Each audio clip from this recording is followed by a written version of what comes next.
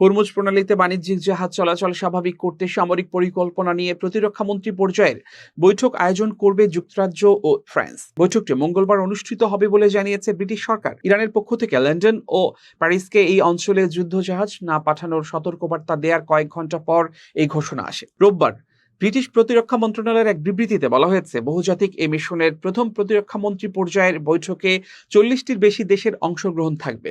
বৈঠকে যৌথভাবে সভাপতিত্ব করবেন যুক্তরাজ্যের প্রতিরক্ষা মন্ত্রী জন হিলি ও ফরাসি প্রতিরক্ষা মন্ত্রী ক্যাথলিন ভোট্রিন। গত এপ্রিলে লন্ডনে 2 দিনব্যাপী সামরিক পরিকল্পনাবিদদের বৈঠকের পর এই ভার্চুয়াল বৈঠক অনুষ্ঠিত হচ্ছে। ওই বৈঠকে টেকসই যুদ্ধবিরতির পর গুরুত্বপূর্ণ এই নৌপথে জাহাজ চলাচল নিরাপদ রাখতে যুক্তরাজ্য ও ফ্রান্সের নেতৃত্বে বহুজাতিক মিশনের বাস্তব পরিকল্পনা নিয়ে আলোচনা করা হয়। জন হিলি বলেন, হরমুজ প্রণালীতে জাহাজ চলাচলের আস্থা ফিরিয়ে আমরা কূটনৈতিক সমঝোতাকে বাস্তব সামরিক পরিকল্পনায় রূপ দিচ্ছি। এদিকে ফ্রান্স ও যুক্তরাজ্য মধ্যপ্রাচ্যের যুদ্ধজাহাজ পাঠিয়েছে। ফ্রান্স অঞ্চলটিতে তাদের পারমাণবিক শক্তিচালিত বিমানবাহী রণতরী শার্ল দ্য গল মোতায়েন করেছে। যুক্তরাজ্য জানিয়েছে তারা ডেস্ট্রোয়ার যুদ্ধজাহাজ HMS ড্রাগন পাঠাচ্ছে। দুই দেশই বলেছে, আন্তর্জাতিক কোনো মিশনের মাধ্যমে জাহাজ চলাচল সুরক্ষায় সহায়তার প্রস্তুতির অংশ হিসেবে এই মোতায়েন করা হয়েছে।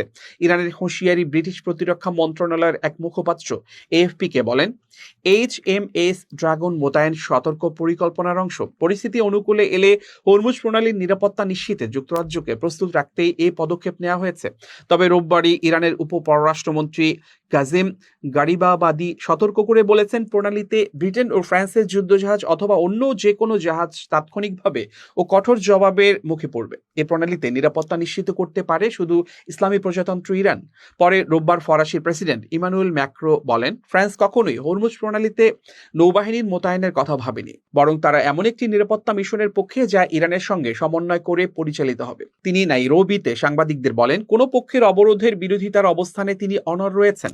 পাশাপাশি কৌশলগত এই নৌপথে জাহাজ চলাচল নিশ্চিত করতে কোনো ধরনের টোল আদায়ও প্রত্যাখ্যান করেন তিনি। গত মাসে যুক্তরাজ্য ও ফ্রান্স জানিয়েছিল, প্রণালীটির নিরাপত্তা নিশ্চিতে পরিকল্পনা চূড়ান্ত রয়েছে। ব্রিটিশ প্রতিরক্ষা মন্ত্রণালয় জানিয়েছে, HMS ড্রাগন মোতায়েনের ফলে বাণিজ্যিক জাহাজ চলাচলে আস্থা বাড়বে এবং সংঘাত শেষ হলে মাইন অপসারণ কার্যক্রমেও সহায়তা মিলবে।